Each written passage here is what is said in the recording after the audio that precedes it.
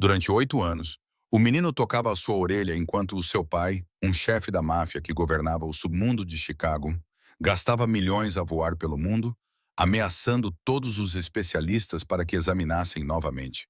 Todos diziam a mesma coisa: não há nada que possamos fazer. Então, uma empregada doméstica que não tinha mais nada a perder percebeu algo que ninguém mais tinha percebido. E o que ela encontrou dentro da orelha daquela criança vai deixar-te sem palavras. Dominic Moretti. Esse nome fazia toda a cidade de Chicago tremer. As pessoas chamavam-no de Rei Silencioso. Um rei que nunca precisava de levantar a voz. Um aceno, um olhar, um pequeno movimento da mão, e era o suficiente para decidir o destino de qualquer pessoa. Aos 36 anos, Dominic controlava todo o submundo da Cidade dos Ventos. Jogos de azar, agiotagem, extorsão, transporte. Tudo fluía através dele como rios que desaguam no mar. Outras gangues mal ousavam respirar quando o seu nome era mencionado.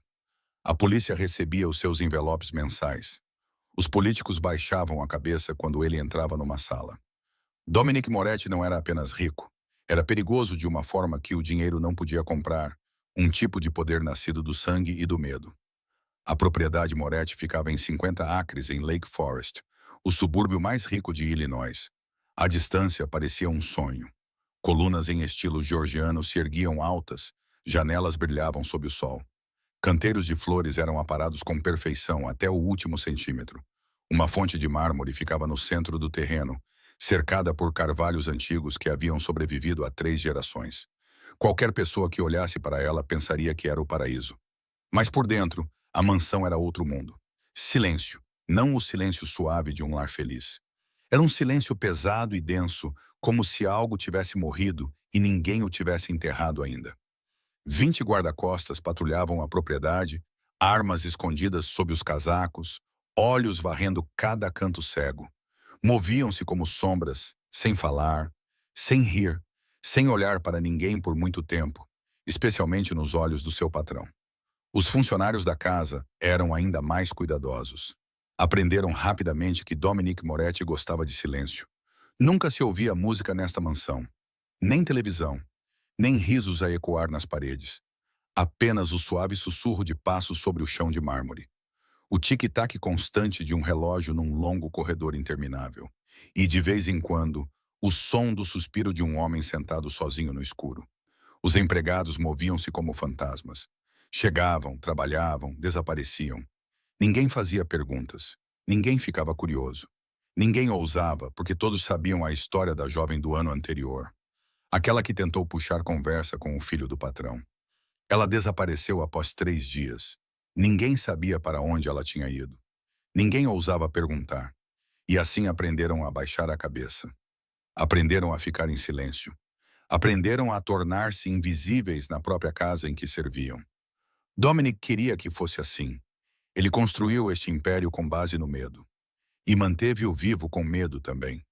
Mas havia uma coisa que ninguém sabia. Por trás de portas fechadas, o rei mais poderoso de Chicago estava a afogar-se. Se esta história já o prendeu, clique no botão gosto e inscreva-se para não perder o que acontece a seguir. Agora voltemos àquela noite em Chicago. Todas as noites, quando a mansão mergulhava na escuridão e os funcionários se retiravam para os seus quartos, Dominic Moretti sentava-se sozinho no seu escritório. Era uma sala ampla, com estantes que chegavam até ao teto, uma pesada secretária de carvalho e uma lareira que raramente era acesa. Mas ele não estava lá para trabalhar. Estava lá para olhar para ela. Na parede à sua frente havia um retrato a óleo numa moldura de madeira dourada. Isabela, a sua esposa, a mulher com cabelos negros como seda e olhos castanhos quentes como mel ao sol. Na pintura, ela estava a sorrir. O sorriso que Dominic amou desde o primeiro olhar. O sorriso que ele nunca mais veria na vida real. Isabela tinha partido há 8 anos, na mesma noite em que Marco nasceu. Dominic ainda se lembrava de cada segundo daquela noite como se tivesse acontecido ontem. Ele lembrava-se dos gemidos dela na sala de parto. Lembrava-se do cheiro forte do antisséptico. Lembrava-se da luz branca e fria que incidia sobre o rosto pálido da sua esposa. Tudo estava a correr bem. O médico disse que era um parto normal. A enfermeira disse que o bebê estava saudável. Então o sangue começou a jorrar e não parava. Dominic ficou ali, segurando a mão de Isabella, observando os médicos correrem de um lado para o outro. Ele ouvia gritos, o som estridente das máquinas, alguém pedindo mais ajuda. Mas ele não podia fazer nada. Ele, o homem que podia fazer uma cidade inteira se ajoelhar, ficou impotente enquanto a sua esposa escapava dos seus braços. Isabella olhou para ele. Aqueles olhos castanhos que antes brilhavam como uma chama, agora estavam a escurecer. Desaparecendo rapidamente. Os seus lábios se moveram. Ela estava a tentar dizer algo. Dominic se abaixou, aproximando o ouvido da boca dela, esforçando-se para ouvir. Mas nenhum som saiu. Apenas a boca dela formando palavras silenciosas. Apenas a respiração fraca dela roçando a pele dele. Apenas os olhos dela implorando para que ele entendesse o que ela não conseguia dizer em voz alta. Então, a luz nos olhos dela se apagou completamente. A mão dela caiu e Dominique Moretti, o famoso chefe da máfia, chorou como uma criança. 8 anos se passaram. 8 anos ele viveu com aquela imagem todas as noites. Os lábios de Isabella se movendo, sem som, sem palavras, exatamente como o seu filho agora. Marco também vivia em silêncio. O menino tinha coisas que queria dizer, mas não conseguia expressar. O menino olhava para ele com os mesmos olhos suplicantes, pedindo para ser compreendido. E toda vez que Dominic olhava para o seu filho, via Isabella, via a morte dela, via a dor que não podia desfazer, via a sua própria culpa. Dominic tinha se perguntado 1000 vezes, e se tivesse escolhido um hospital diferente? E se tivesse contratado médicos melhores? E se tivesse levado Isabella mais cedo? E se? E se? E se? Esses e se assombravam-no como fantasmas que nunca desapareciam. Ele culpava-se pela morte de Isabella. E culpava-se pelo silêncio de Marco. Talvez fosse um castigo. Talvez Deus o estivesse a castigar pelos crimes que ele tinha cometido. Talvez ele não merecesse ouvir o seu filho chamá-lo de pai. Mas por mais que se martirizasse, Dominic não conseguia aceitar isso. Ele não conseguia ver o seu filho crescer num mundo sem sons. Não podia deixar Marco viver uma vida inteira sem conhecer o canto dos pássaros pela manhã, o barulho da chuva no telhado ou o som de alguém a dizer, amo-te, filho. Dominic Moretti tinha perdido a sua esposa. Não podia perder o seu filho também. Então, fez a única coisa que sabia fazer. Gastou dinheiro, milhões de dólares. Dominic começou a guerra quando Marco tinha 6 meses. E no momento em que os médicos confirmaram que o bebê não apresentava nenhuma resposta ao som, ele jurou que encontraria uma cura a qualquer custo e manteve essa promessa por 8 anos. John Hopkins foi o primeiro destino, o hospital líder na América, onde se reuniam as mentes mais brilhantes da medicina. Dominic alugou um jato particular, levou Marco para Baltimore, reservou a suíte mais cara do hotel e exigiu ver imediatamente o chefe do departamento de otorrinolaringologia. Fizeram todos os exames, tomografias, ressonâncias magnéticas, avaliações auditivas, exames neurológicos, e 2 semanas depois, um médico de cabelos grisalhos olhou para Dominic com pena nos olhos e disse, surdez congênita, Sr. Moretti, não tem cura. Dominic recusou-se a aceitar. Voou para a Clínica Mayo, em Minnesota, e os resultados foram os mesmos. Levou Marco para a Suíça, para uma clínica privada sobre a qual as pessoas sussurravam, um lugar que, segundo rumores, realizava milagres, uma clínica que cobrava $50 mil por uma única consulta, e Dominic pagou sem pestanejar. Mas a resposta não mudou. Congênita, irreversível, lamentamos muito. Tóquio tornou-se a próxima esperança. Dominic tinha ouvido falar de um professor japonês aposentado, um homem que já havia realizado cirurgias que ninguém mais ousava tentar. Então ele suportou um voo de 14 horas, esperou 3 dias do lado de fora da casa do velho professor e finalmente foi recebido. O professor examinou Marco por 4 horas e então balançou a cabeça lentamente. Não posso ajudar este menino. Por favor, aceite isso. Aceite. As palavras atingiam Dominic como uma facada no peito cada vez que ele as ouvia. Como poderia aceitar que o seu filho nunca ouviria? Como poderia aceitar que Marco cresceria num mundo selado em silêncio quando ele era Dominic Moretti e não aceitava nada? Então ele recorreu à verdadeira força em que sempre confiou, o poder. Quando um especialista em Boston se recusou a atender Marco porque a agenda estava cheia, Dominic enviou 2 homens para persuadi-lo. E no dia seguinte, o especialista cancelou todas as consultas para dedicar todo o seu tempo ao menino. Quando um hospital em Los Angeles disse que não tinha equipamento suficiente, Dominic comprou o equipamento para eles. Um sistema completo no valor de 2 milhões de dólares foi enviado da Alemanha em 72 horas. Quando um famoso cirurgião em Viena se recusou a sair da Áustria, Dominic mandou raptá-lo. O médico foi levado para Chicago num avião particular. Examinou Marco numa sala construída para parecer uma verdadeira sala de operações e depois foi libertado com 1 milhão de dólares em dinheiro e uma advertência para nunca mencionar nada disso. Nada disso importava. Todos os médicos, todos os especialistas, todos os gênios da medicina que o dinheiro e o poder podiam alcançar, todos diziam a mesma coisa. Surdez congênita, sem cura. Você precisa aceitar a verdade. Dominic gastou mais de os 10 milhões de dólares em 8 anos. Ele voou ao redor do mundo 17 vezes. Ele ameaçou, subornou e até sequestrou os melhores em suas áreas. E ainda assim nada podia mudar a verdade. Ele podia ordenar um assassinato sem pestanejar. Podia fazer uma cidade inteira ajoelhar-se. Podia comprar a polícia, comprar políticos, comprar até mesmo a própria justiça. Mas não podia comprar o som para o seu filho. Esse era o limite do poder. A barreira que o dinheiro não podia quebrar. E todas as noites, quando Dominic se sentava no seu escritório e olhava para o retrato de Isabela, sentia-se um fracasso. Um fracasso para a sua esposa, um fracasso para o seu filho, um fracasso para o homem que acreditava ser. Então, numa manhã fria de outubro, uma mulher apareceu nos portões da propriedade, uma mulher cujas mãos fariam o que os seus milhões não conseguiam.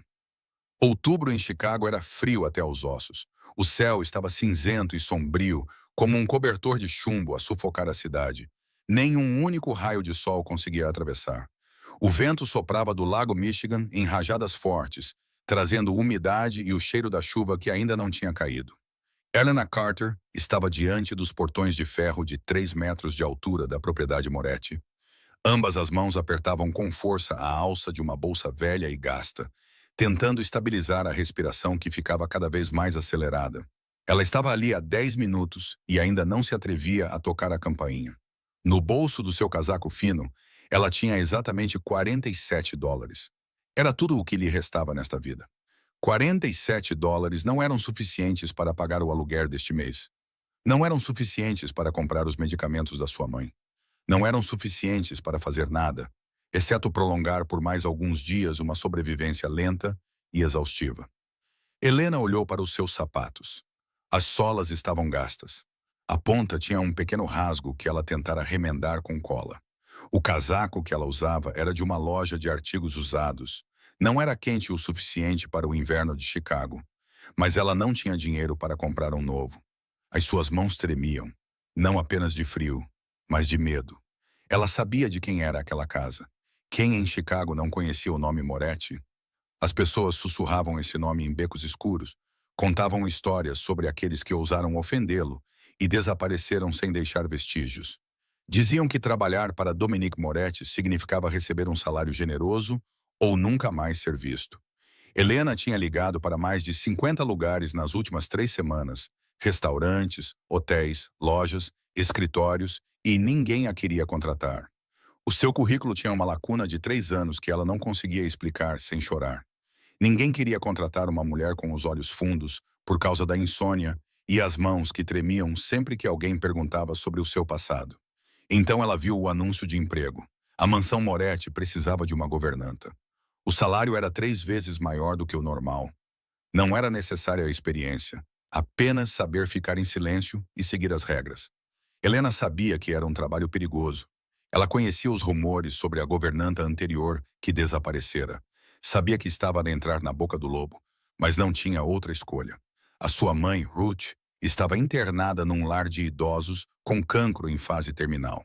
Durante 3 meses, Helena não conseguiu pagar as despesas. Enviaram cartas de aviso.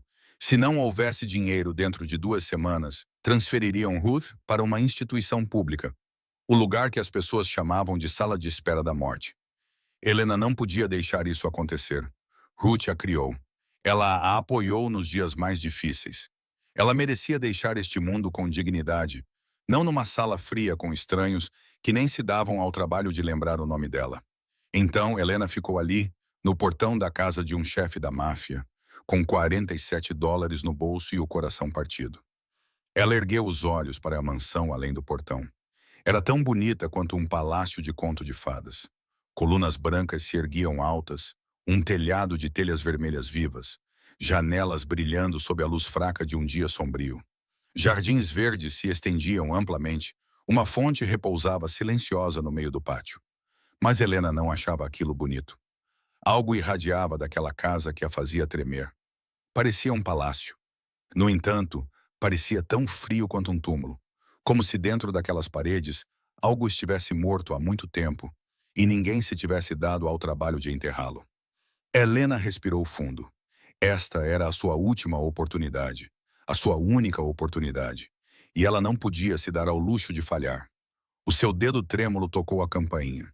Há 3 anos, Helena Carter tinha tudo. Um marido, uma filha, uma vida, e então, numa noite, tudo lhe foi roubado.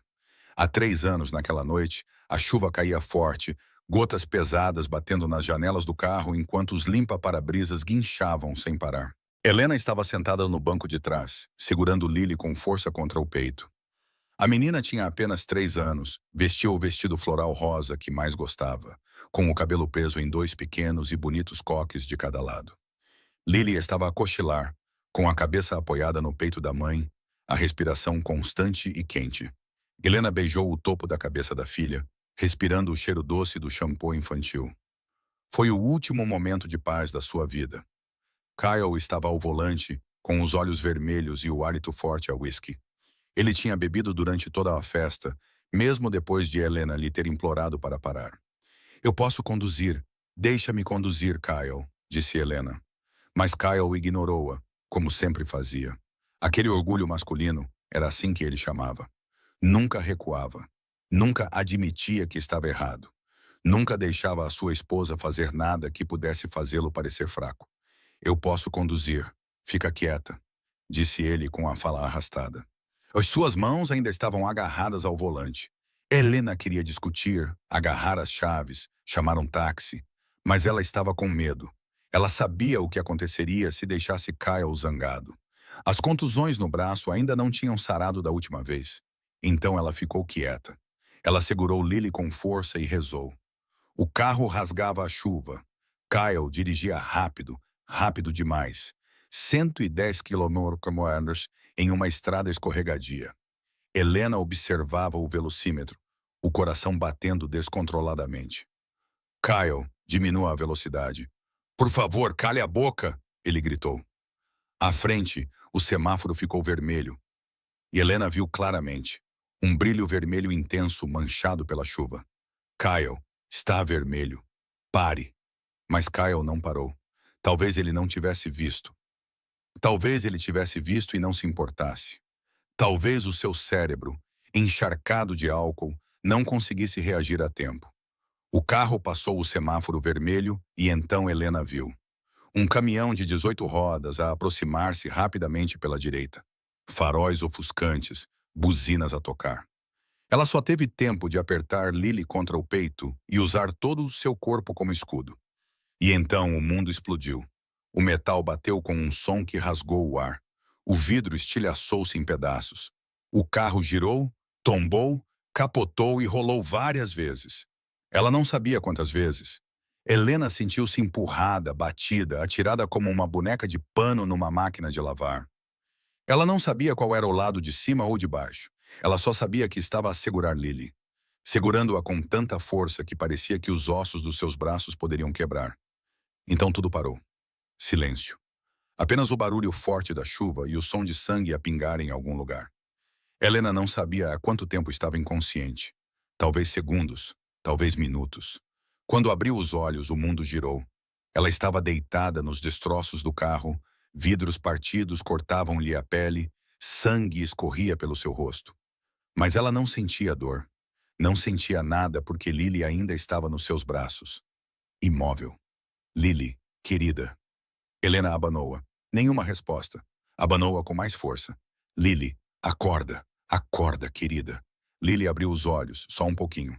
Os olhos azuis claros que Helena amava com cada respiração estavam a olhar para ela, mas algo estava errado. A luz neles estava a desaparecer. Mamãe. A voz de Lily estava fraca, quase um sussurro. Dói. Dói. A sua bebê disse que doía.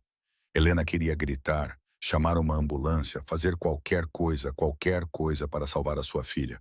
Mas ela não conseguia se mexer. Ela só podia segurar Lily, chorar e ver a luz nos olhos da sua filha se apagar lentamente. Não, não, não. Fica com a mamã. Lily, olha para mim, querida. Mas Lily não olhou mais. Os seus olhos se fecharam. A mãozinha que segurava a camisa da mãe ficou flácida. E Helena sentiu a sua alma se despedaçar em 1 milhão de pedaços. Ela não sabia por quanto tempo gritou. Não sabia quando a ambulância chegou. Só se lembrava de que tiveram de arrancar Lily dos seus braços e que ela lutou contra eles como um animal ferido. Lembrou-se de Kai parado à beira da estrada, sem um arranhão, sem uma gota de sangue, olhando para ela com olhos vazios. Ainda nem mesmo sóbrio. Ele matou a sua filha e nada lhe aconteceu. Naquela noite, Helena não perdeu apenas a sua filha, perdeu-se a si própria. Nas semanas após o funeral de Lily, Helena já não era ela mesma. Ficava imóvel na cama o dia todo, com os olhos fixos no teto, mas sem ver nada. Não comia. A comida tinha se tornado insípida, como mastigar areia na boca. Ela não dormia. Sempre que fechava os olhos, via novamente o rosto de Lily. Aqueles olhos azuis a desvanecerem-se, aqueles lábios pequenos a sussurrar. Mamã, dói. Acordava sobressaltada com o som dos seus próprios gritos, encharcada em suor, com o coração a bater como se fosse explodir. O seu corpo ficou magro. O cabelo caía em tufos. Ela não tomava banho, não trocava de roupa, não saía do quarto. O quarto de Lily permanecia exatamente como estava no dia em que a sua menina foi levada. Ursos de pelúcia alinhados ordenadamente na cama, o vestido rosa pendurado no armário, os sapatinhos ao lado da porta. Helena entrava lá e ficava sentada por horas, segurando um travesseiro que ainda trazia o cheiro fraco da sua filha, e chorava até não ter mais lágrimas. O médico chamou isso de depressão grave. Kyle chamou isso de fraqueza. Ele não chorou a perda. Ele não se arrependeu. Ele nem mesmo visitou o túmulo da filha uma única vez após o funeral. Em vez disso, ele bebia mais e culpava-a. Se não tivesses me distraído, disse Kyle, com as palavras pesadas pelo álcool e os olhos vermelhos de raiva. Se não tivesses continuado a importunar-me, eu teria visto o semáforo vermelho. A culpa é tua. Tudo isto é culpa tua. A primeira vez que ele disse isso, Helena não disse nada. Estava demasiado exausta para reagir. Na segunda vez, tentou explicar. Estavas bêbado. Conduziste bêbado. A resposta de Kyle foi uma bofetada forte o suficiente para a derrubar no chão. Os seus ouvidos zumbiam. A sua bochecha ardia. Não me culpas, ele gritou. Mataste a minha filha. Estás a ouvir? Mataste-a. Depois disso, as agressões tornaram-se regulares. Sempre que Kyle ficava bêbado, atacava Helena. Socos, pontapés, bofetadas, puxões de cabelo, a cabeça dela batida contra a parede. Ele despejava toda a sua culpa no corpo da sua esposa, como se bater nela várias vezes o fizesse sentir menos como um assassino. Helena não revidava. Ela nem sentia dor. A parte dela que sentia dor tinha morrido com Lily. Ela simplesmente ficava ali aguentando e silenciosamente desejava poder morrer também, só para acabar com aquilo. 6 meses após o funeral, Helena pediu o divórcio. Ela não aguentava mais. Não por causa dos golpes, mas porque toda vez que olhava para Kyle, ela via aquela noite novamente. Ela o via ao volante. Ela o via passar o semáforo vermelho. Ela o via parado à beira da estrada, sem nenhum arranhão, enquanto a sua filha morria nos seus braços. Kyle não protestou. Ele assinou os papéis do divórcio como alguém assina uma conta rotineira. Mas ele ficou com tudo. A casa, o carro, a conta bancária. O advogado dele era melhor, mais caro, e Helena não tinha forças para lutar. Ela saiu do tribunal com uma mala de roupas e algumas centenas de dólares. Sem casa, sem carro, sem emprego, porque ela tinha deixado de trabalhar quando Lily morreu. Sem amigos, porque ela se isolou por 6 meses.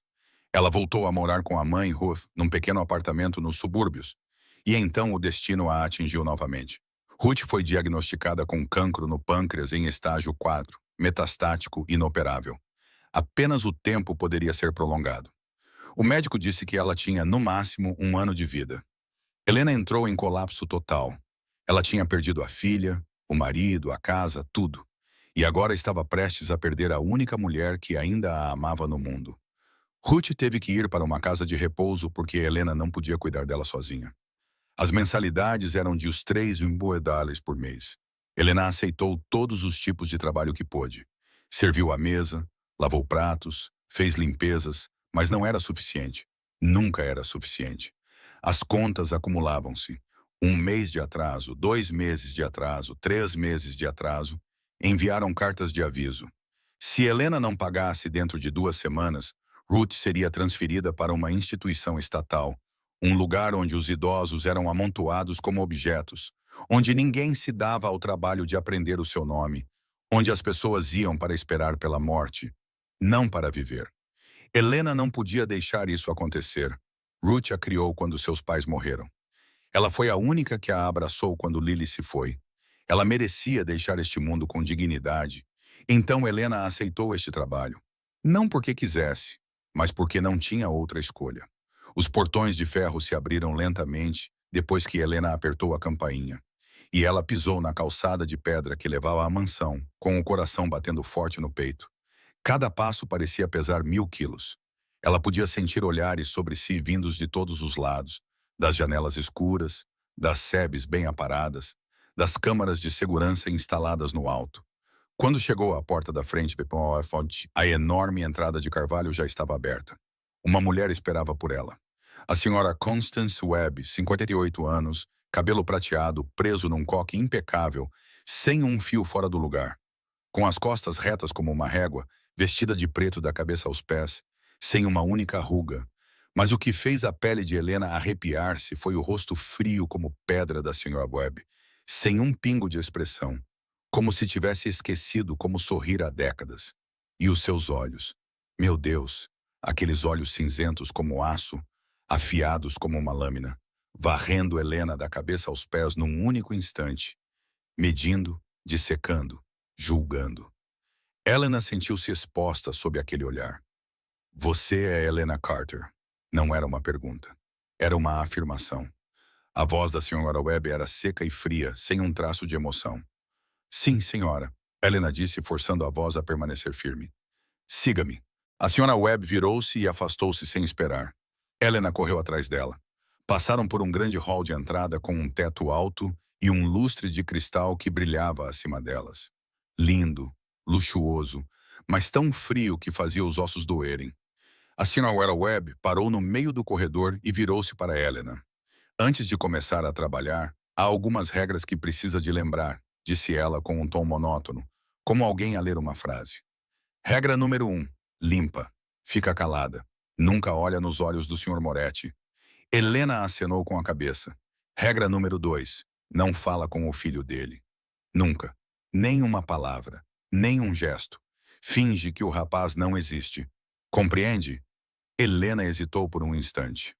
Um filho? Ela não sabia que o chefe da máfia tinha um filho, mas acenou com a cabeça. Sim, senhora. A senhora Webb aproximou-se, a sua voz baixando para um sussurro ameaçador. A última rapariga que trabalhou aqui tentou ser amigável com o rapaz. Ela achava que podia ajudar. Ela achava que era especial.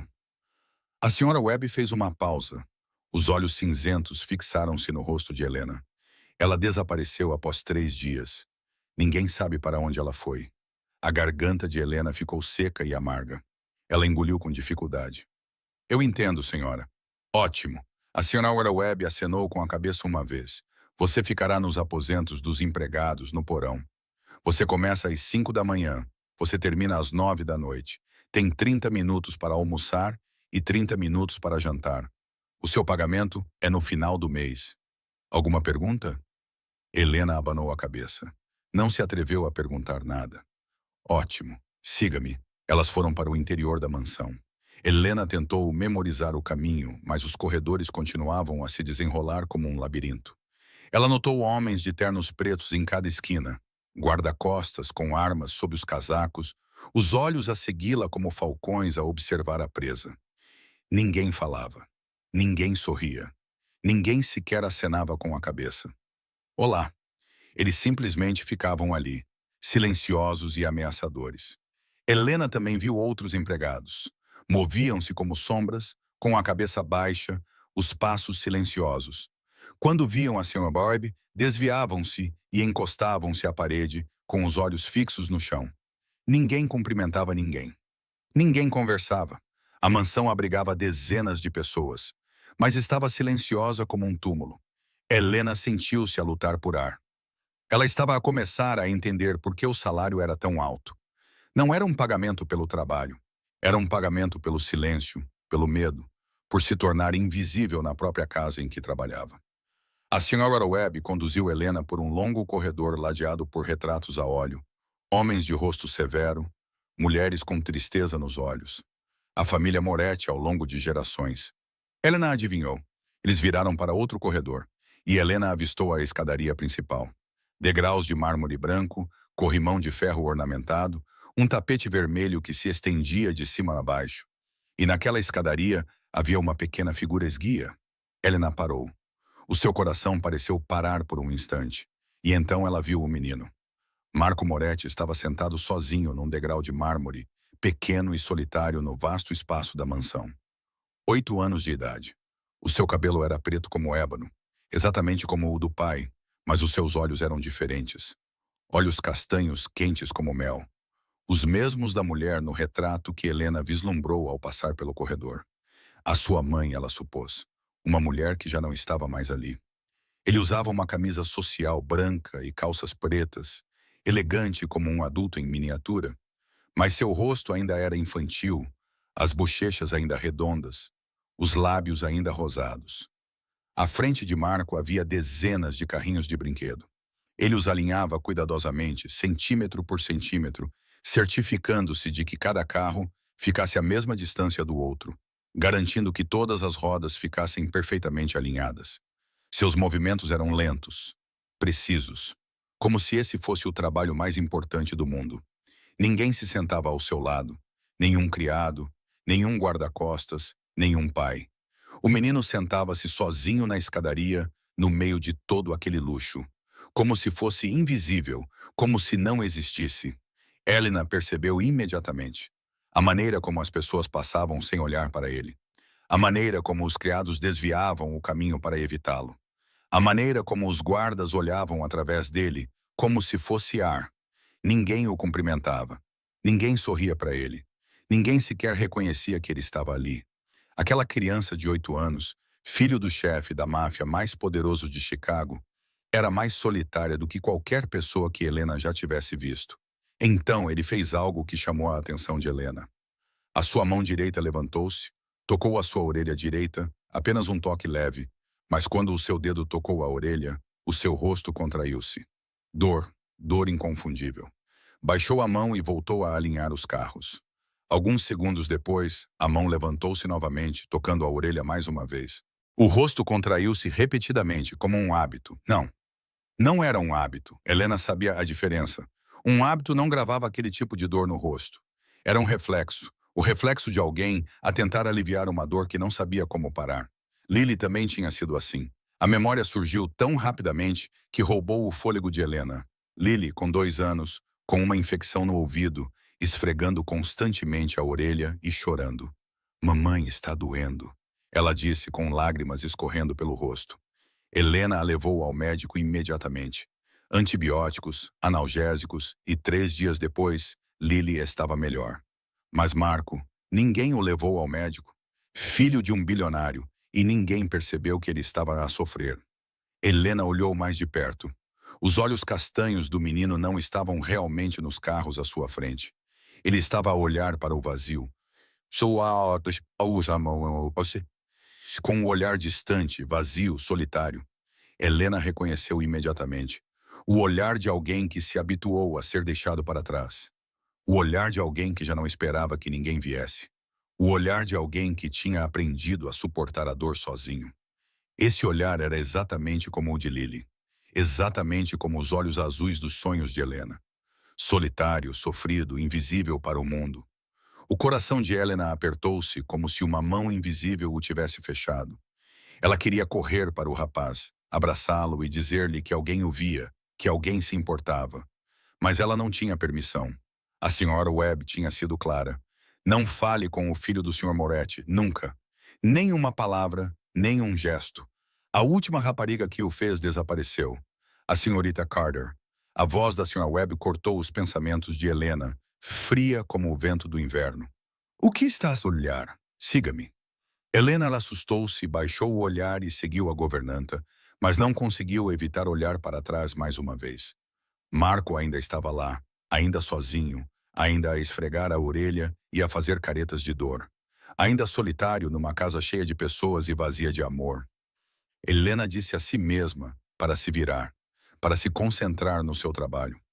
Ela tinha vindo para cá para ganhar dinheiro, para salvar a sua mãe, não para se preocupar com o filho do chefe da máfia. Isso não era da sua conta. Não era o seu filho, mas o seu coração sussurrava outra coisa. Preste atenção, observe. Algo não está certo. Os primeiros dias na mansão Moretti passaram em silêncio.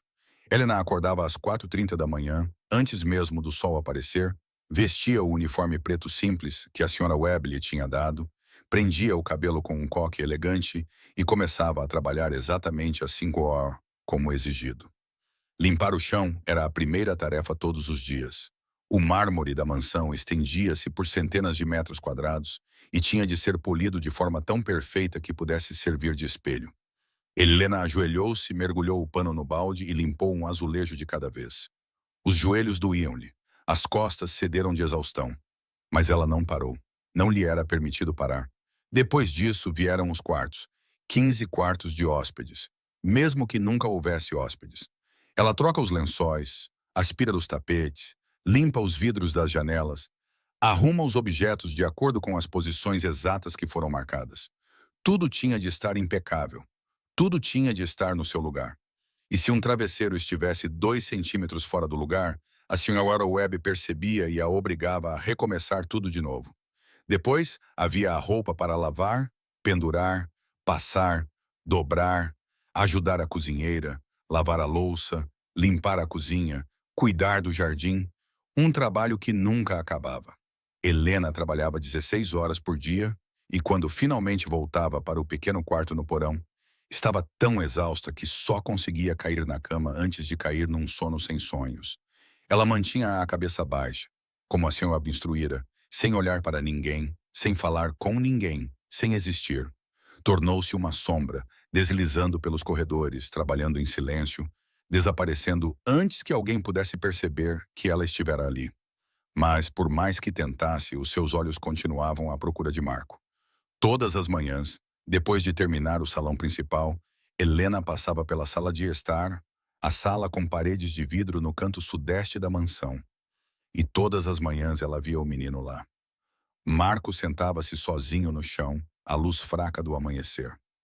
Modelos de aviões inacabados à sua frente, quebra-cabeças pela metade, livros ilustrados que ninguém jamais lera para ele. E ele fazia tudo sozinho. Construía aviões sozinho, encaixava peças de quebra-cabeças sozinho, sentava-se sozinho, em silêncio, sempre em silêncio. Ninguém se aproximava dele. Helena percebeu que, após alguns dias a observar, os empregados faziam desvios para evitar a sala envidraçada. Os guardas ficavam de vigia no corredor, mas nunca entravam. Até mesmo a senhora Webb, que controlava tudo na mansão, raramente aparecia perto do menino. Eles tinham medo dele. Não porque ele fosse perigoso, mas por causa do seu silêncio, como se ele pudesse se espalhar. Uma noite, enquanto Helena lavava a louça na cozinha, ouviu 2 outros empregados a cochichar. O rapaz está amaldiçoado.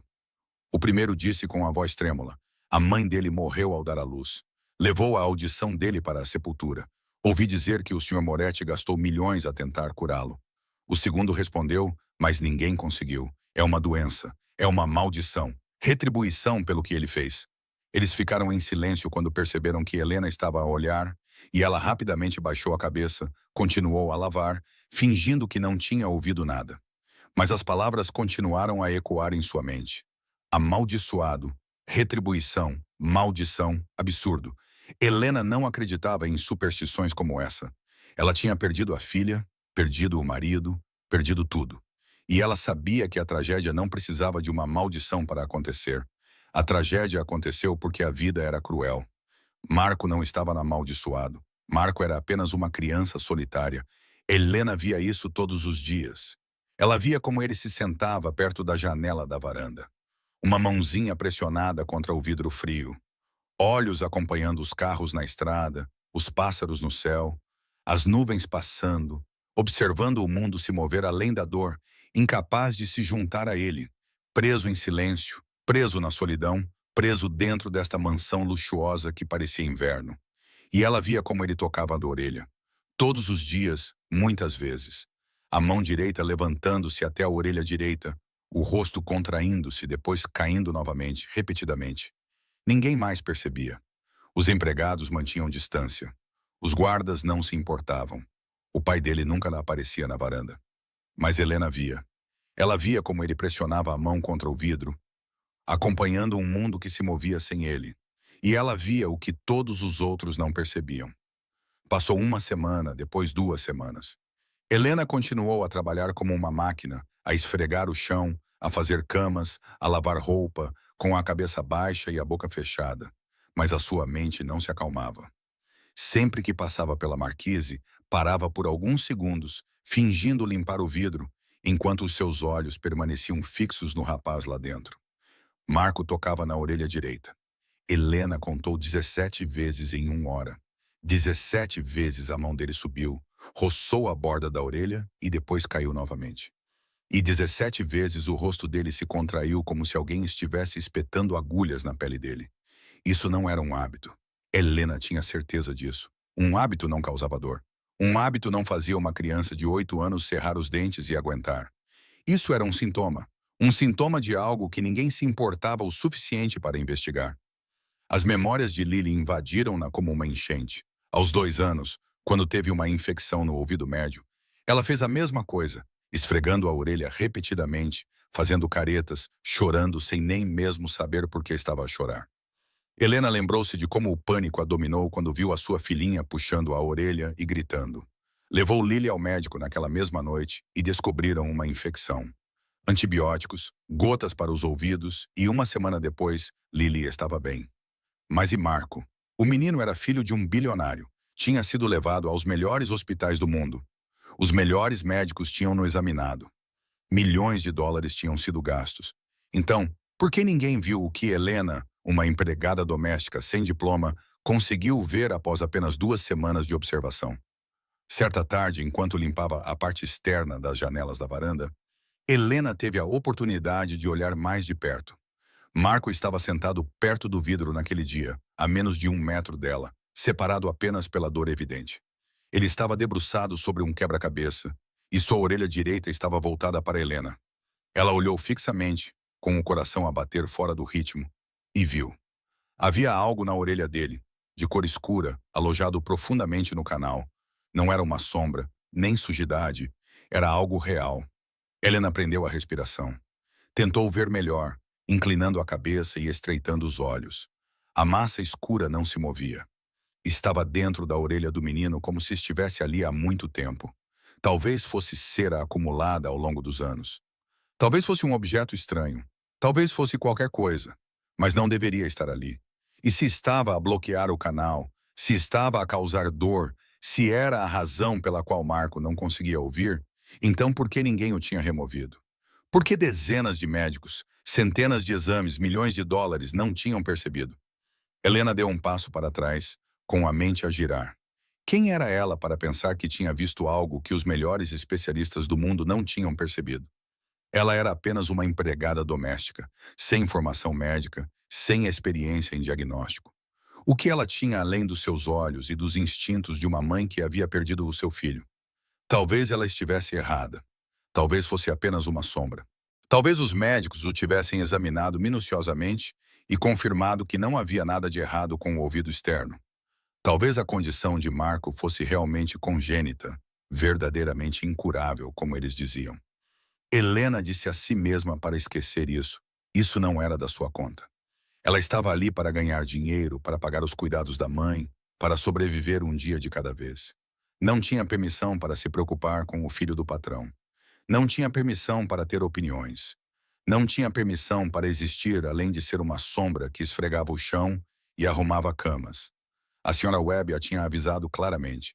A última rapariga que tentou ser amigável desapareceu. Ninguém sabia para onde ela tinha ido. Helena não queria ser a próxima rapariga.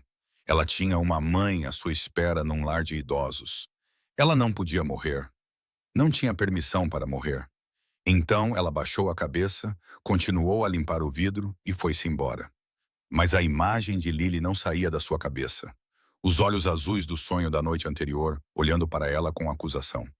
Não me salvaste, mamã. Deixaste-me morrer. Helena acordou a chorar. Ela não tinha salvado Lily. Ela tinha segurado a sua filha nos braços e a visto partir, impotente. Essa dor a acompanharia pelo resto da vida. E agora havia outra criança sofrendo bem na sua frente. Uma criança que ela poderia ajudar, mas não tinha permissão para isso. Ela tinha que ficar em silêncio. Tinha que ser invisível. Tinha que fingir que não via nada. Helena mordeu o lábio até sentir o gosto de sangue. Odiava-se por essa covardia, mas não tinha escolha. Até que, numa tarde, cometeu o seu primeiro erro. Quebrou a regra.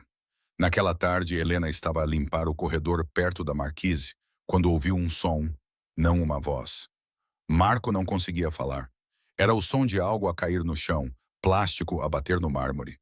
Repetidamente, ela parou, inclinou a cabeça e olhou pela porta. Marco estava sentado no meio do chão e à sua frente estava um modelo de avião pela metade. Ele estava a tentar prender a asa ao corpo, mas os seus pequenos dedos não eram ágeis o suficiente. A peça da asa continuava a escorregar, caindo no chão, e ele a apanhava e tentava novamente. Na primeira vez, na segunda vez, na terceira. A cada falha, o seu rosto ficava um pouco mais tenso, os lábios pressionados com força, as sobrancelhas franzidas, os ombros a tremer enquanto tentava se controlar. Na quarta vez, a asa caiu novamente e Marco deu um soco no chão, não com força, mas cheio de raiva, cheio de impotência, cheio de desespero. Um menino de 8 anos sentava-se ali sozinho, incapaz de terminar um simples modelo de avião, e ninguém estava lá para ajudá-lo. Ninguém se importava. Helena sentiu o coração apertar. Ela deveria ir embora. Sabia que a senhora Bola havia avisado. Não fale com o filho do senhor Moretti, nunca. A última menina que fez isso desapareceu. Helena não queria desaparecer. Ela tinha uma mãe esperando. Ela virou-se para sair, mas os seus pés não obedeciam. Eles ficaram presos ao chão como se estivessem colados lá. E então, antes que ela pudesse pensar, eles a levaram para a varanda. Helena não sabia o que estava a fazer. O seu corpo se moveu por instinto, pelo impulso do seu coração, não pelos comandos da sua mente.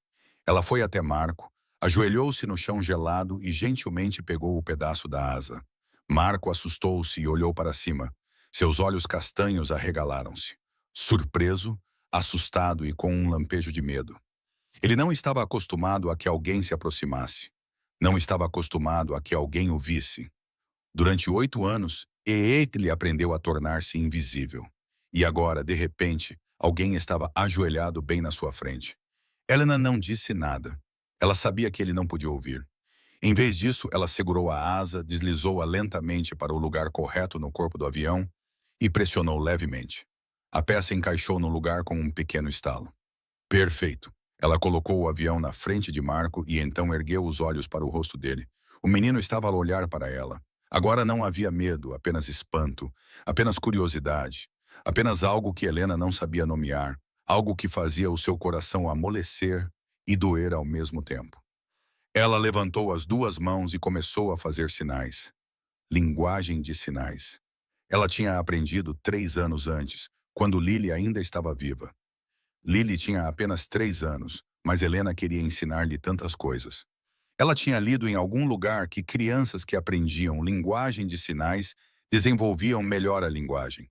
Então, ela e Lily aprenderam juntas.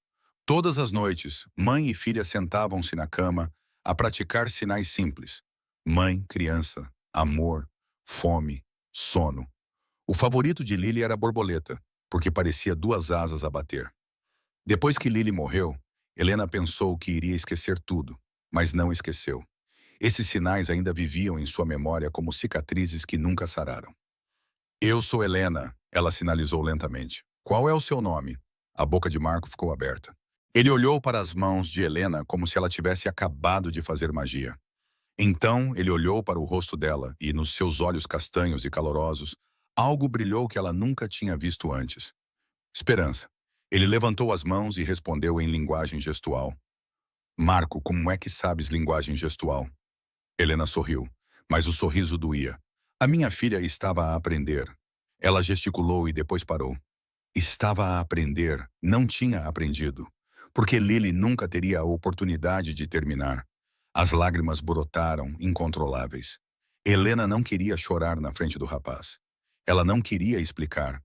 Não queria reabrir a ferida que tentava enterrar há 3 anos. Levantou-se rapidamente, virou-se e saiu apressada da varanda. Não olhou para trás. Não ousou, porque se visse aqueles olhos castanhos mais uma vez, não conseguiria ir embora. Devia ter terminado ali. Helena devia ter se mantido afastada de Marco depois disso, mantido a distância, seguido as regras e esquecido este momento de fraqueza. Mas Marco não a deixou ir. No dia seguinte, enquanto Helena esfregava o chão do corredor do primeiro andar, sentiu que alguém a observava. Levantou a cabeça e viu Marco parado no canto, metade do corpo escondido atrás de uma coluna, aqueles olhos castanhos a acompanhar cada movimento que ela fazia. Quando os seus olhares se cruzaram, o rapaz não fugiu como Helena esperava. Ele ficou onde estava e levantou a mão para sinalizar uma única palavra. Olá, Helena engoliu em seco. Ela deveria tê-lo ignorado. Deveria ter baixado a cabeça e continuado a trabalhar. Mas aqueles olhos castanhos a olhavam com um desejo tão intenso que ela não conseguiu desviar o olhar. Ela levantou a mão e respondeu. Olá, Marco. Um sorriso surgiu nos lábios do rapaz, pequeno, mas brilhante como a luz do sol após a chuva. A partir daquele momento, Marco começou a procurar Helena todos os dias. Ele aprendeu a sua rotina, aprendeu onde ela estaria e quando. Às 6 da manhã, quando ela limpava o salão principal, ele sentava-se na escada e observava. Às 9 da manhã, quando ela arrumava a sala de estar, ele ficava do lado de fora da porta. Às 2 da tarde, quando ela lavava roupa na cave, ele descia e sentava-se nos degraus. Ele nunca se aproximava demais. Não a interrompia, simplesmente ficava ali, em silêncio, como se a presença de Helena fosse o único conforto que restava em seu mundo silencioso. Helena sabia que deveria mandá-lo embora, dizer-lhe que não tinham permissão para conversar. Mas sempre que olhava para aqueles olhos castanhos, pensava em Lily e não conseguia. Começaram a comunicar em segredo, breves conversas em linguagem gestual. Quando ninguém estava a ver, quando a senhora Webb estava do outro lado da mansão, quando os guardas estavam a trocar de turno, Helena passava, parava por alguns segundos e fazia uma pergunta por gestos. Marco respondia. Então ela seguia em frente como se nada tivesse acontecido. No início eram apenas coisas simples. Você está bem? Você tomou café da manhã? O que você está construindo hoje?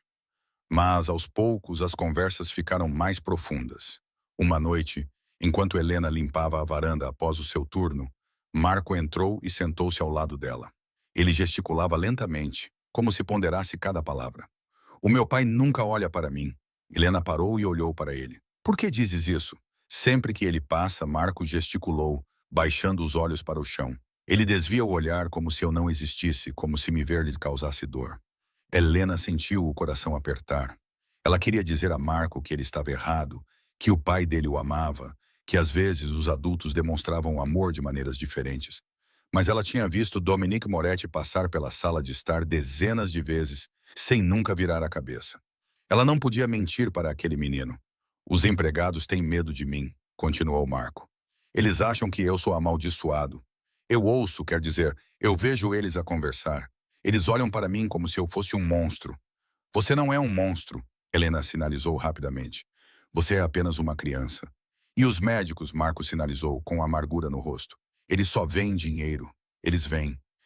Eles me examinam, eles conversam com meu pai, eles pegam o dinheiro e vão embora. Ninguém realmente olha para mim. Ninguém pergunta se estou com dor. Ninguém se importa. Ele ergueu os olhos para Helena. Só você. Você é a primeira pessoa que me viu. Helena sentiu as lágrimas subirem. Ela não sabia o que dizer, não sabia o que fazer. Ela só sabia que estendeu a mão, pegou a mãozinha de Marco e apertou-a gentilmente. Eles ficaram sentados em silêncio por um longo tempo. Então Marco sinalizou novamente. A sua filha, você disse que ela estava a aprender a sinalizar. Onde ela está? Helena fechou os olhos. A pergunta a cortou como uma faca. Ela não falava sobre Lily para ninguém há 3 anos. Nem para a mãe, nem para um terapeuta, nem mesmo para si mesma. Mas Marco estava a olhar para ela com olhos claros, sem julgamento, sem pena, apenas com o desejo de compreender.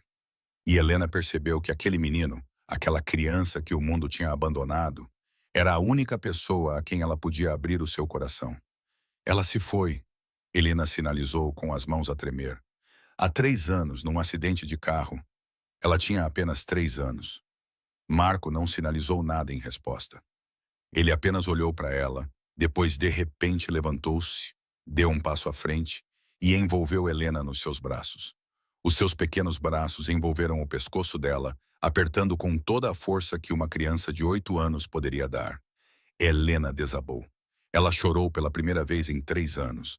Ela chorou de verdade, sem se conter, sem se esconder. Ela chorou por Lily. Ela chorou por Marco. Ela chorou por duas almas solitárias que se encontraram dentro daquela mansão fria. Quando Helena finalmente levantou a cabeça, viu Marco a sorrir. Um sorriso largo e brilhante que iluminou a sala escura. O primeiro sorriso em meses, talvez anos, e eles não sabiam que alguém os observava, alguém que não via o seu filho sorrir há anos. Naquela noite, Dominic Moretti não conseguia dormir. Deitado na cama, com os olhos fixos no teto, a sua mente revirava números, negócios, inimigos que precisavam ser tratados. O trabalho de um chefe da máfia nunca acabava. Havia sempre alguém que queria tomar o seu território, sempre alguém que o queria morto. Mas, naquela noite, não era o trabalho que o mantinha acordado. Era Isabela. Ele tinha acabado de sonhar com ela. Ela estava no jardim de flores, vestindo o vestido branco que ele adorava. O cabelo preto balançava ao vento e ela sorria. Aquele sorriso era tão bonito que doía. Então, ele acordou e lembrou-se de que ela não estava mais ali. 8 anos se passaram e a dor ainda era tão forte quanto no primeiro dia. Dominic sentou-se, vestiu um roupão e saiu do quarto. Ele precisava caminhar, precisava acalmar a mente. A mansão estava silenciosa à meia-noite. Apenas o eco de seus passos no mármore e o tic-tac constante de um relógio em algum lugar no escuro. Os guardas nos cantos se curvavam quando ele passava, mas ele mal percebia. Ele caminhava por hábito, sem destino. Então ouviu um som, não alto, apenas um suave farfalhar, como papel a ser dobrado, vindo da sala de estar no final do corredor. Quem estaria lá a essa hora? Dominic aproximou-se, parou do lado de fora da porta, espreitou pela fresta e ficou completamente imóvel. Helena, a nova governanta, estava sentada no chão com Marco. Entre eles havia uma pilha de papel colorido e alguns origamis de guindastes já prontos. Ela estava a ensinar Marco a fazer o origami. As suas mãos moviam-se lentamente, dobrando cada prega com cuidado e paciência para que Marco pudesse acompanhar. Então ela entregou-lhe uma folha e ele começou a imitá-la. Ele fez errado. O papel amassou-se nas suas mãos. Mas, em vez de ficar zangado como costumava fazer, Marco olhou para Helena e ela sorriu. Ela pegou outra folha, colocou-a nas mãos dele e começou tudo de novo. Sem pressa, sem julgamento, apenas paciência infinita. Então Marco acertou. Ele levantou o guindaste de papel, torto e feio, mas ainda assim um guindaste, e sorriu. Dominic sentiu como se alguém tivesse acabado de lhe dar um soco no peito. Aquele sorriso, meu Deus, aquele sorriso, a curva da boca, os olhos semicerrados, o rosto inteiro iluminado. Isabela. Tão parecido com Isabela que Dominic teve que se apoiar na parede para não cair. 8 anos. Durante 8 anos, ele evitou olhar para o seu filho porque sempre que olhava para Marco, via Isabela. Via a morte dela, via a sua própria culpa e não conseguia suportá-la. Por isso, desviou o olhar. Deixou que outros cuidassem de Marco. Gastou dinheiro para procurar médicos e curas. Fez tudo o que podia, exceto a única coisa que mais importava. Não esteve presente para o seu filho. E agora uma estranha, uma governanta, estava a fazer o que ele não conseguiu. Estava a fazer o seu filho sorrir. Chefe, a voz de Vince veio de trás dele, baixa e cuidadosa. Dominic não se virou. Sabia que o chefe de segurança estava ali há algum tempo. Ela está a infringir as regras, disse Vince. A senhora Webb proíbe o contato com o jovem mestre. Quer que eu a expulse? Chefe. Dominic permaneceu em silêncio. Dentro da marquise, Helena estava a fazer sinais para Marco. O rapaz acenou com a cabeça, respondeu com sinais e ambos riram. Ela sabia linguagem de sinais. Ninguém nesta mansão sabia linguagem de sinais, exceto o professor que Dominic contratara, aquele que Marco odiava por ser frio e impaciente. Mas com Helena, Marco estava a sorrir. Ele estava a comunicar-se. Ele estava a viver, em vez de simplesmente existir. Chefe? Vince perguntou novamente. Dominic respirou fundo. Não, disse ele com voz grave e segura. Deixe-a ficar. Vince não disse nada. Ele apenas acenou com a cabeça e voltou para as sombras. Dominic ficou ali um pouco mais, observando o filho pela fresta da porta.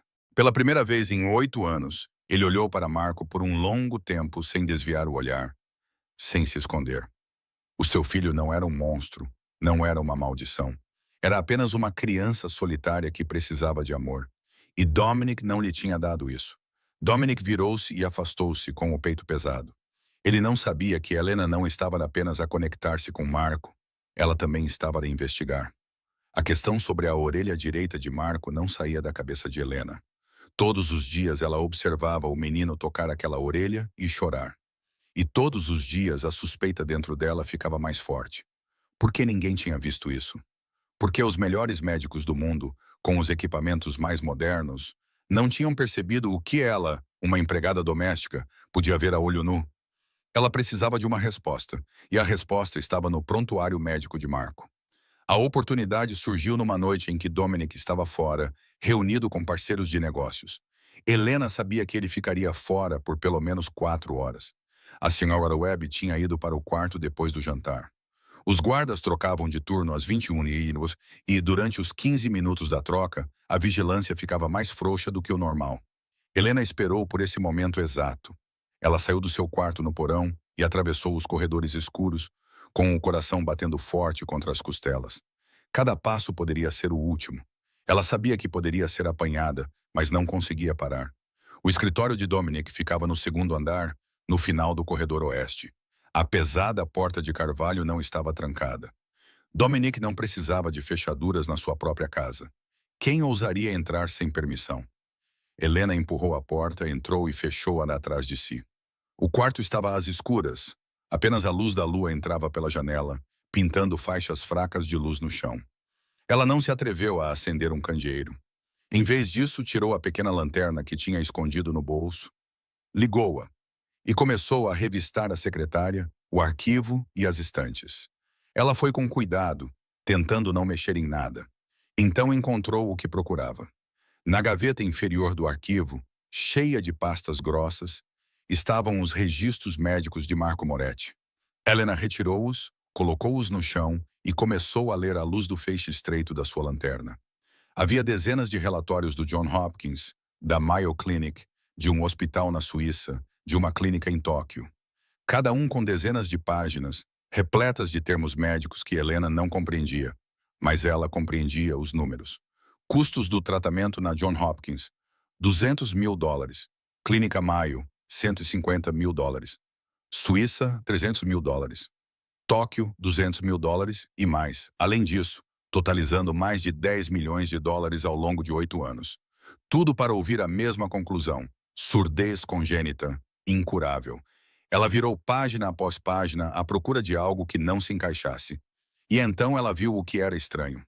Todos os relatórios listavam testes de audição, tomografias computadorizadas e resultados de otoscopia.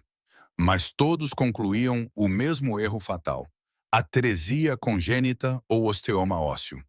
Os médicos tinham examinado, mas tinham sido enganados. Eles viram o bloqueio duro e pálido e confundiram-no com um osso craniano deformado selando o canal, uma condição muito perigosa para operar.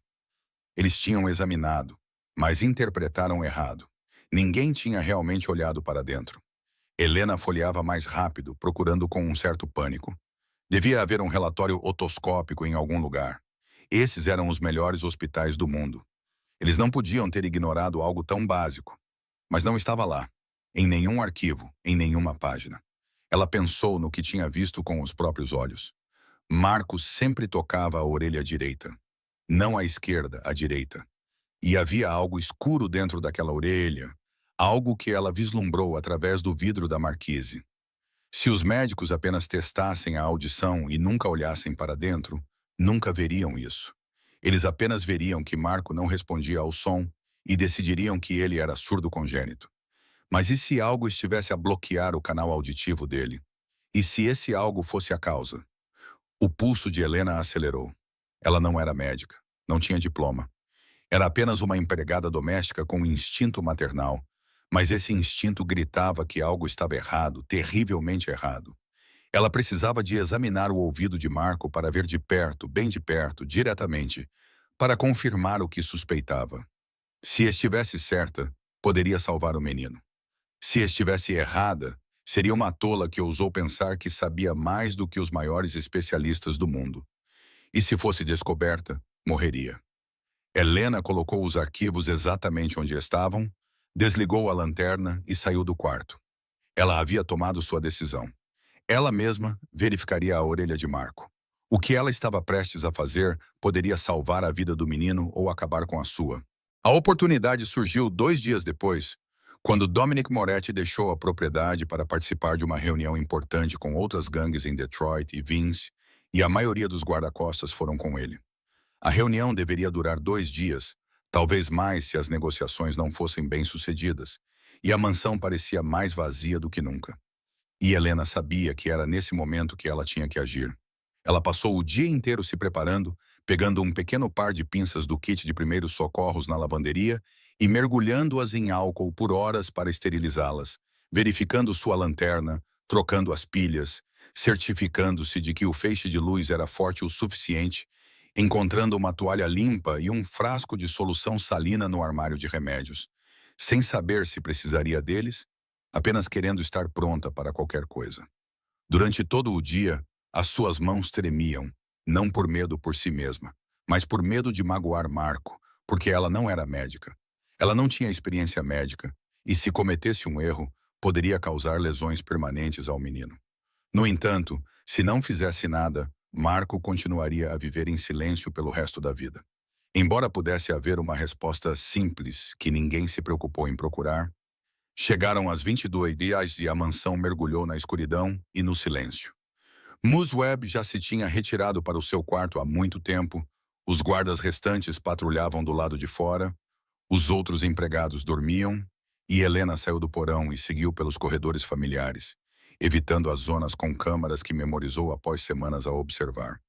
O quarto de Marco ficava no segundo andar, na ala leste, e Helena parou à sua porta, respirou fundo e bateu 3 vezes suavemente o seu sinal privado. A porta se abriu e Marco estava ali, de pijama, com os olhos castanhos arregalados de surpresa ao vê-la. Ainda não estava a dormir, talvez à espera de algo, mesmo que não soubesse o quê. Helena entrou, fechou a porta e ajoelhou-se ao nível dos olhos dele, levantando as mãos para sinalizar lentamente, para que ele pudesse ler cada palavra à luz fraca da luz noturna. Confia em mim, deixa-me olhar para a tua orelha. Marco inclinou a cabeça, confuso. A tua orelha, a orelha direita, sinalizou Helena. Preciso de olhar para dentro. Confias em mim? Ele não perguntou por quê. Não exigiu uma explicação. Ele apenas olhou para ela com aqueles olhos claros e acenou com a cabeça, confiando nela completamente. Sem condições, como se ela fosse a única pessoa no mundo em quem ele pudesse confiar. E Helena sentiu o peso dessa confiança pousar sobre os seus ombros como uma pedra, porque ela não podia se dar ao luxo de falhar. Ela guiou Marco até a janela, onde a luz da lua entrava forte o suficiente para ajudá-la a ver. Disse-lhe para se sentar numa cadeira e inclinar a cabeça para a esquerda, de modo que a orelha direita ficasse voltada para cima, e o rapaz obedeceu sem resistência. Helena pegou na lanterna, ligou-a e lentamente direcionou a luz para o canal auditivo de Marco. Ela olhou para dentro e seu coração pareceu parar. Lá estava, aquilo que ela suspeitava, aquilo que ela vislumbrou através do vidro da varanda. Ela olhou e, a princípio, viu o que os médicos tinham visto. Uma parede pálida e dura bloqueando o canal, parecendo exatamente um osso. Mas Helena olhou mais de perto, inclinando a luz. Lá, bem na borda onde o bloqueio encontrava a pele, ela viu uma pequena rachadura, uma separação. Se fosse osso, seria perfeito. Mas isto estava separado. Não era uma deformidade. Era uma acumulação maciça que se calcificou ao longo dos anos até parecer pedra. Os especialistas viram uma parede. Helena viu uma porta que podia ser aberta. Eles apenas realizaram exames caros, cobraram centenas de milhares de dólares em honorários e declararam o menino surdo congênito sem realmente procurar a causa real. Helena desligou a lanterna e sentou-se no chão, com os pensamentos a girar. Ela estava certa. O seu instinto estava certo. Mas e agora? Ela poderia removê-la. Ela tinha pinças esterilizadas. Ela tinha mãos firmes. Pelo menos quando se forçava a concentrar, ela poderia tentar. Mas e se ela fizesse algo errado? E se perfurasse o tímpano de Marco? E se causasse uma infecção? E se ela piorasse tudo? E se Dominique descobrisse? O que ele pensaria de uma empregada doméstica a entrar no quarto do seu filho à meio da noite, com uma pinça na mão, a mexer na orelha do rapaz? Ele matá-la-ia, sem explicações, sem provas. Ele matá-la-ia e enterrá-la-ia onde ninguém a encontraria. Marco estava a observá-la agora, preocupado. E ele sinalizou. Estás bem? O que viste? Helena tinha uma escolha. Ir embora e manter-se segura ou arriscar tudo por um menino que não era seu filho. Helena fechou os olhos e a imagem de Lily surgiu em sua mente. A sua filhinha deitada nos braços de Helena na noite daquele acidente. Os olhos azuis escurecendo a cada segundo, os lábios sussurrando. Mamã, dói. E Helena não a salvou. Ela segurou a sua filha e viu-a partir sem poder fazer nada. Uma dor que a assombrou por 3 anos, esvaziando-a em um corpo que se movia sem alma, deixando-a com vontade de seguir Lily na morte todos os dias. Mas agora havia outra criança que precisava dela. Uma criança olhando para ela com confiança absoluta, esperando que ela escolhesse. E Helena abriu os olhos e olhou para Marco. Ela não podia salvar Lily, mas talvez pudesse salvar este menino. E se falhasse, pelo menos teria tentado. Pelo menos não teria que viver com o arrependimento de ter tido uma chance e não ter feito nada. Não desta vez. Não de novo. Ela não deixaria o medo impedi-la. E ela sinalizou para Marco deitar-se na cama, inclinar a cabeça para a esquerda e não se mexer. E o rapaz obedeceu sem a menor hesitação. E ela lhe aproximou a luz noturna, ajustou-a para que o brilho incidisse diretamente sobre a orelha direita dele, depois tirou a pinça esterilizada do bolso com a mão a tremer tanto que quase a deixou cair. E respirou fundo, forçando-se a ficar imóvel. E fechou os olhos mais uma vez e rezou. Senhor, por favor, guie as minhas mãos. E quando ela os abriu, o tremor tinha parado. Algo quente se espalhou pelo seu peito, como se alguém tivesse colocado a mão no seu ombro, acalmando-a, prometendo que tudo ficaria bem. Helena inclinou-se e guiou a pinça até o canal auditivo de Marco. Lentamente, com cuidado, milímetro por milímetro, ela pôde ver a obstrução preta ali, maior e mais próxima do que parecia sob a luz da lanterna. Ela ajustou o ângulo da pinça, tentando deslizar pelo espaço estreito entre o bloqueio e a parede do canal. E Marco ficou completamente imóvel, sem se mexer, sem ousar respirar muito alto. Porque confiava em Helena, confiava que ela não lhe faria mal. E a ponta da pinça tocou a massa, e Helena sentiu-a através dos dedos. Espessa, densa, pegajosa como cera, endurecida ao longo dos anos, e ela beliscou suavemente, tentando agarrar uma ponta. Então ela puxou e houve resistência. A obstrução não se moveu. Ela se agarrava à parede do canal como se tivesse se enraizado ali. E Helena mordeu o lábio, lutando contra o pânico, reposicionou a pinça, agarrou com mais firmeza e puxou novamente, ainda com resistência. Mas desta vez ela sentiu a menor mudança, apenas um pouco, como se o bloqueio tivesse começado a se soltar. Ela puxou uma terceira vez, com um pouco mais de força, mas ainda com cuidado para não ferir o canal auditivo de Marco. E então a obstrução se soltou, de repente, sem aviso, deslizando para fora e ficando presa na pinça. Helena retirou a mão e colocou a massa preta na palma, maior do que ela imaginava, quase do tamanho da ponta do dedo mindinho de um adulto, preta e densa, com o odor desagradável de algo que havia se decomposto ao longo dos anos. E essa coisa estava na orelha de Marco há 8 anos, bloqueando todos os sons, aprisionando-o no silêncio. E antes que Helena pudesse fazer qualquer outra coisa, Marco sentou-se ereto, com os olhos arregalados, mais arregalados do que Helena jamais tinha visto. A boca aberta, o corpo todo a tremer, e olhou ao redor da sala como se estivesse a vê-la pela primeira vez. Não, não vendo, ouvindo, porque o relógio na parede estava a fazer tic-tac, constante e ritmado, um som que Marco nunca tinha ouvido nos 8 anos da sua vida. E apontou para o relógio, a boca a formar-se numa tentativa, e então a primeira palavra escapou dos seus lábios. Tique. A sua voz era áspera, uma voz que nunca tinha sido realmente usada. Mas era uma palavra real, o primeiro som que Marco Moretti tinha feito em 8 anos. E Helena chorou, lágrimas jorrando como uma fonte, encharcando seu rosto. E ela não tentou pará-las. Ela envolveu Marco em seus braços, segurando-o com força como se ele fosse Lily, como se ele fosse a criança que ela tinha perdido, como se ele fosse um milagre que ela nunca ousara sonhar. E ela sussurrou ao seu ouvido pela primeira vez usando palavras faladas em vez de sinais. Agora podes ouvir, querido. Agora podes ouvir. E Marco tremeu contra ela. Levantou a mão até a garganta, sentindo a vibração enquanto ela falava, tocou a orelha direita. Agora não havia dor, nem pressão, nem peso bloqueado. E então ele abriu a boca e tentou dizer mais. Helena, o nome dela. Ele estava a chamar o nome dela. A segunda palavra que ele tinha aprendido. E Helena soluçou mais forte, abraçando-o com mais força. Sim, querido. Helena, estou aqui. E Marco ergueu o rosto para ela, os olhos castanhos brilhando com lágrimas e alegria, e 1 milhão de sentimentos que ele não conseguia nomear. E ele abriu a boca, forçando-se a dizer mais uma palavra. Quero ouvir a voz do meu pai. E então passos trovejaram no corredor. Pesados, urgentes, o som de uma porta sendo aberta, o grito de um guarda. E Dominique Moretti tinha chegado à casa mais cedo. A porta do quarto de Marco se abriu com um estrondo violento, e Dominique Moretti estava ali. O seu rosto empalideceu sob a luz do corredor, os olhos vermelhos por causa da insônia e da tensão que ainda o dominava depois de Detroit, porque a reunião tinha terminado mais cedo do que o esperado e ele tinha dirigido durante a noite para voltar para casa e ver o seu filho, mesmo que fosse só uma vez antes de tentar dormir. Mas o que viu congelou-lhe o sangue num instante. Helena, a governanta, segurava Marco na cama e tinha as mãos manchadas de sangue. Sangue nos dedos, na palma da mão, ao longo da manga, e o seu filho estava nos braços de uma mulher estranha.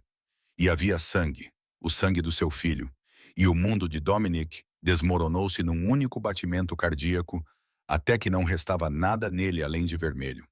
Nada mais para ouvir além do rugido do seu próprio sangue nos ouvidos. Durante 8 anos, ele protegeu Marco. Durante 8 anos, ele construiu uma fortaleza ao redor daquele menino. Durante 8 anos, ele matou qualquer um que ousasse ameaçar o seu filho. E agora uma cobra tinha se infiltrado na cama do seu filho. O que você fez? O seu rugido sacudiu o quarto enquanto ele avançava como um animal enlouquecido. Agarrou Helena com as 2 mãos, afastando-a de Marco e atirando-a para o chão. Ela caiu de cara no chão, batendo com a cabeça na cabeceira da cama. Mas ele não parou. Agarrou-lhe o cabelo com força, puxou-a para cima e atirou-a contra a parede com toda a força de um homem enlouquecido pelo medo e pela raiva. As costas de Helena bateram na pedra com um baque repugnante. E antes que ela pudesse entender o que estava a acontecer, a mão de Dominique fechou-se em torno de sua garganta e levantou-a do chão. Ela não conseguia respirar. Seus pulmões ardiam. Sua visão distorceu-se. Vou matá-la, Dominique sibilou entre os dentes, seu rosto a centímetros do dela, olhos negros como fogo infernal queimando-a. Vou matar-te lentamente. Vou fazer-te implorar para morrer. Tocaste no meu filho. Fizeste o meu filho sangrar. Helena tentou falar, mas não havia ar para formar palavras. Apenas sons desesperados e roucos. As suas mãos agarraram o braço de Dominic, tentando abrir o aperto de ferro, mas ele era demasiado forte. Ele era da máfia. Tinha matado com essas mãos e iria matá-la. E com tudo o que lhe restava, Helena concentrou-se num último suspiro e sussurrou: "Olha para o teu filho." Mas Dominic não ouviu ou não quis ouvir. Ele apertou o aperto e Helena sentiu o mundo escurecer. Ela estava prestes a morrer. Ela morreria nas mãos desse chefe da máfia e ninguém jamais saberia a verdade. Marco nunca seria capaz de explicar. Dominic nunca saberia que ela tinha salvado o seu filho. E então um som rasgou a noite. Não. Um grito rouco e gutural como um animal a libertar-se. Não era claro, não era perfeito, mas era alto o suficiente para congelar a sala. Dominic congelou, todo o seu corpo paralisado como se um raio o tivesse atingido, a mão ainda na garganta de Helena. Mas a força tinha desaparecido. Ele virou a cabeça lentamente, como se estivesse a mover-se na água. E Marco estava ao lado da cama com lágrimas a inundar o rosto. As suas mãos estavam cerradas em pequenos punhos. Marco correu até ele, agarrou a sua mão e colocou-a na sua própria garganta para que Dominic pudesse sentir a vibração. Dada! Ele gaguejou, a palavra desajeitada e espessa. Então ele soltou e sinalizou freneticamente, as mãos movendo-se como pássaros. Ela me salvou. Ela tirou a pedra da minha orelha. Eu posso ouvir você. Dominic não sabia a linguagem de sinais, mas compreendeu as lágrimas, os gestos e o fato inegável de que seu filho estava reagindo ao som da sua respiração.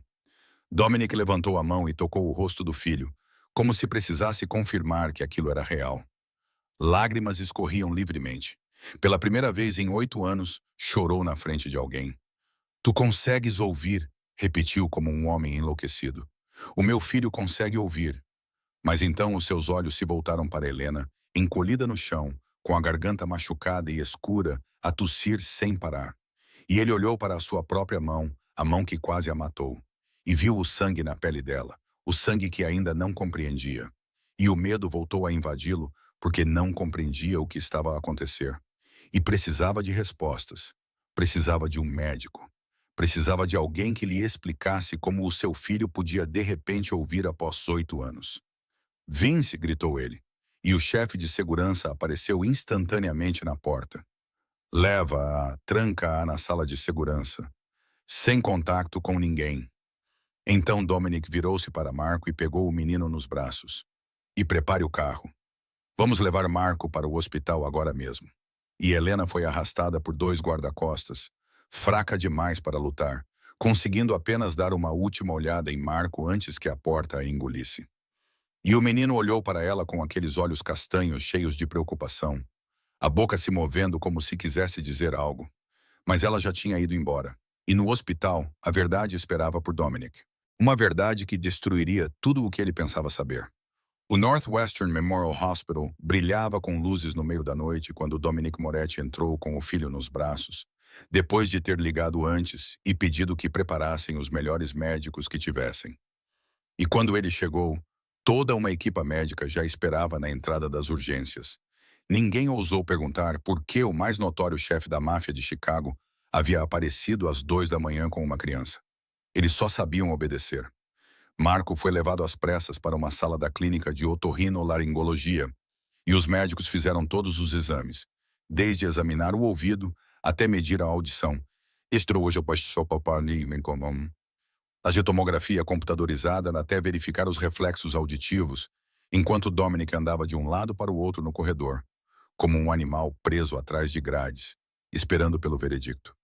1 hora depois, o médico-chefe saiu, com uma expressão entre espanto e confusão, uma pasta grossa nas mãos, e dirigiu-se ao Sr. Moretti com uma voz que tremia ligeiramente sob o peso do medo e da pressão, dizendo que tinha boas notícias, que a audição de Marco estava em 90%, que não havia danos no tímpano, nenhuma infecção, que o canal auditivo estava completamente limpo e que quem quer que tivesse removido o bloqueio tinha feito um trabalho incrível. Dominic ficou parado como se tivesse virado pedra. 90%, seu filho podia ouvir 90%. Após 8 anos de silêncio, depois de milhões de dólares gastos, Depois de dezenas de especialistas de renome terem abanado a cabeça e desistido, uma empregada doméstica tinha feito o impossível com nada mais do que uma pinça. Dominic perguntou com a voz rouca o que era o bloqueio. E o médico olhou para a papelada e disse que tinham analisado a amostra que o menino ainda tinha, que era um acúmulo de cera, células mortas da pele e outros detritos biológicos ao longo de muitos anos, endurecidos numa massa densa que bloqueava completamente o canal auditivo direito e impedia que qualquer som chegasse ao tímpano. Então Dominic explodiu, exigindo saber por que ninguém tinha descoberto isso, porque dezenas de médicos, centenas de exames e milhões de dólares não tinham conseguido ver aquela maldita coisa. E o médico engoliu em seco, visivelmente assustado, admitindo que era um caso raro de queratose ausente. A massa endureceu e assumiu a cor do canal auditivo, camuflando-se perfeitamente como um tumor ósseo.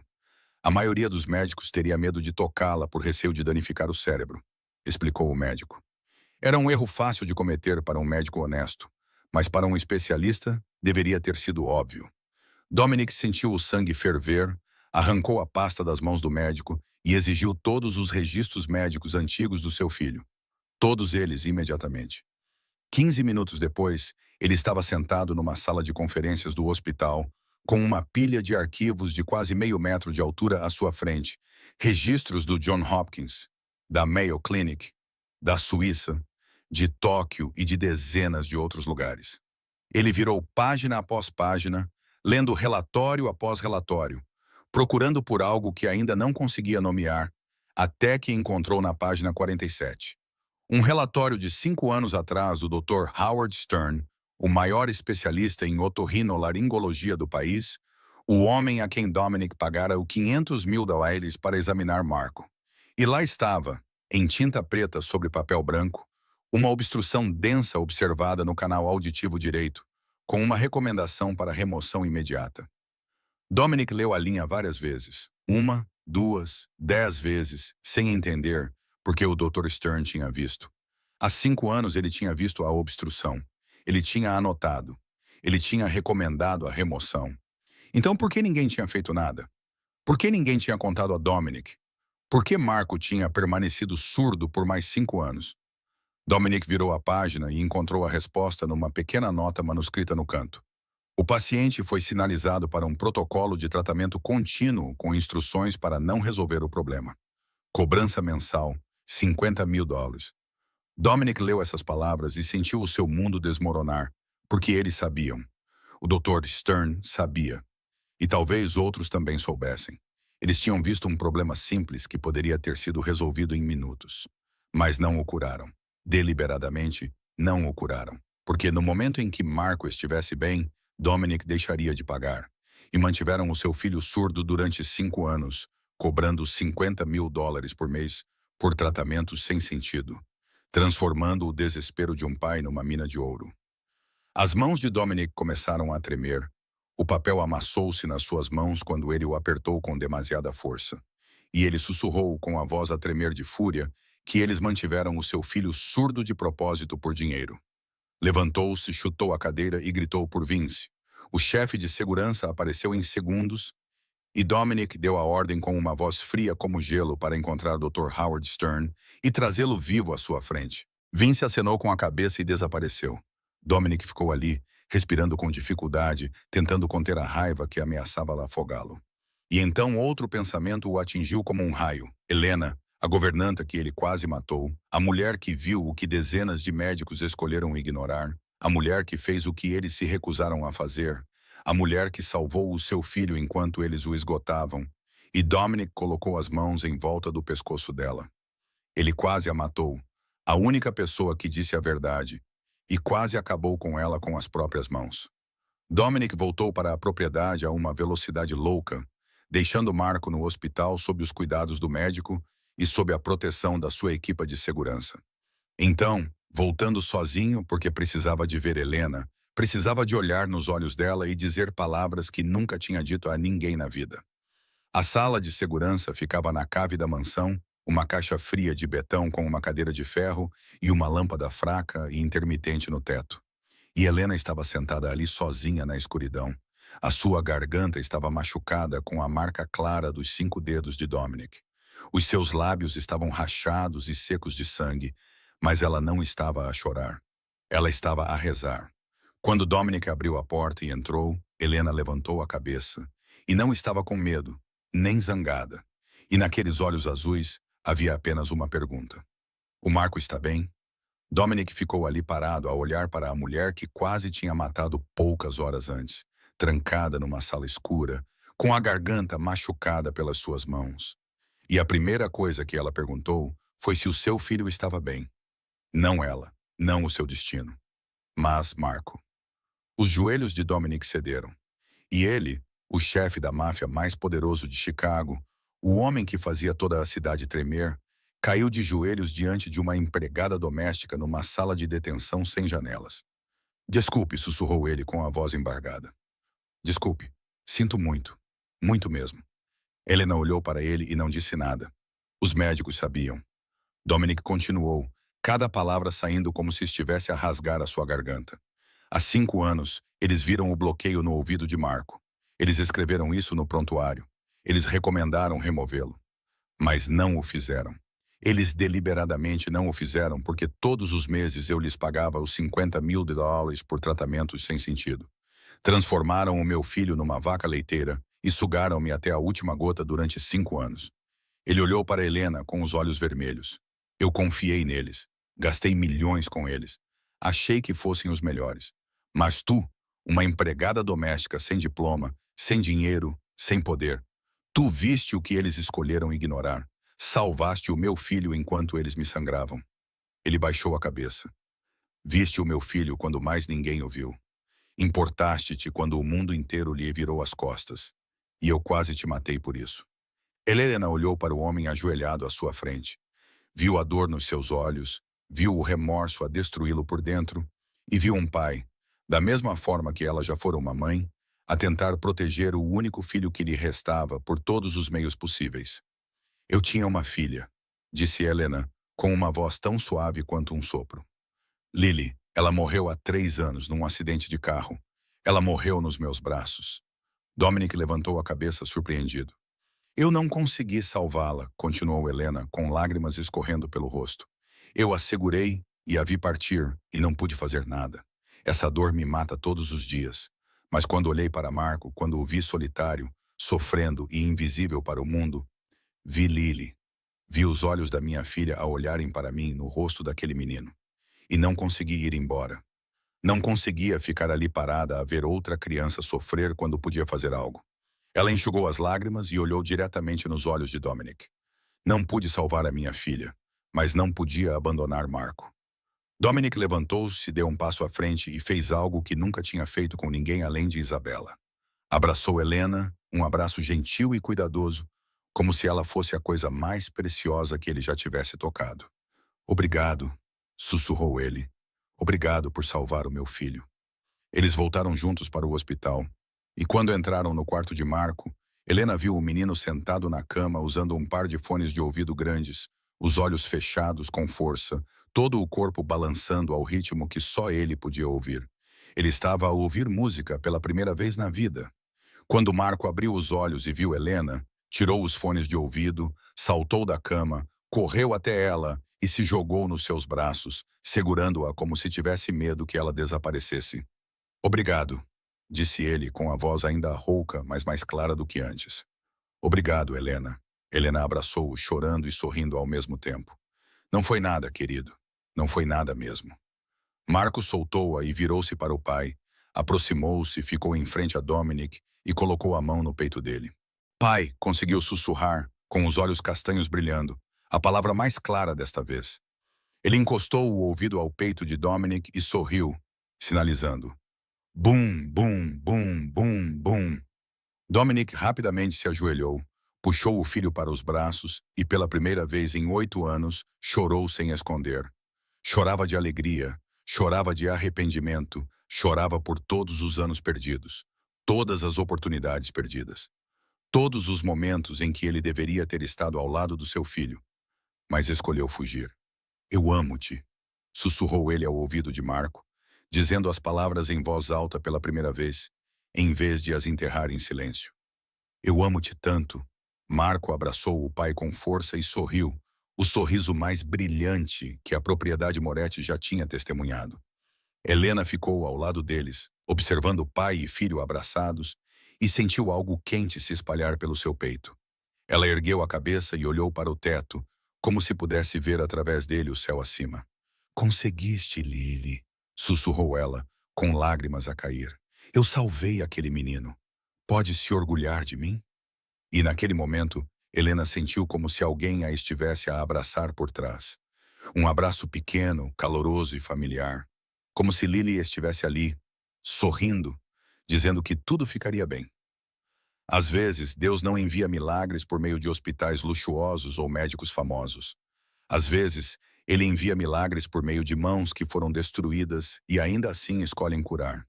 Por meio de corações que foram partidos e ainda assim carregam amor suficiente para doar.